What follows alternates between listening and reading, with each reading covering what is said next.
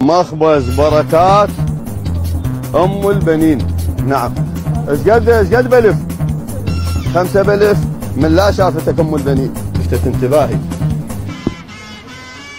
رجاء، ويكرر يأكد رجاء اخرى، عدم طرق الباب بعد انتهاء الصلاة بدون احراج. هي خلصت الصلاة بعد يدق الباب على شنو؟ يعني هو صلى وراح يرجع، يعني ناسي له ركعة مثل، يعني شو هو يدق الباب على شنو؟ امام الزوج. ليش ما تسوي؟ لا مو حسد، هسه حتى الضبيط. لا ها؟ احنا نحكي ايام الشباب. انت بلادي هيك لو حادث لو شنو؟ لا بلادي. اها والله عبالي حادث، عبالي سيارة مقلوب. لا عمي بلادي. اي بلادي جاي بلادي. شنو شغلك هناك؟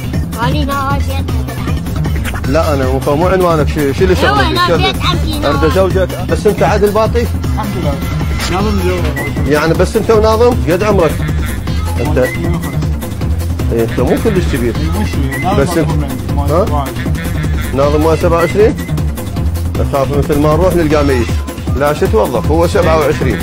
شو توظف يعني مغسلتي في المقبره؟ انت شنو تزرع لبلب هنا شنو؟ لا هذا زارع لبلب بالبطن؟ لا مو زارع لبلب، هذا شوفه يعني اللي مشتري الحمصايه، كبر الحمصايه درجه اولى. شنو يعني اخليها بالمي؟ لا هاي سالفتك، لا تخليها بالمي ولا كبر الحمصايه. هي طبيعي تخليها بالمي تنتفخ.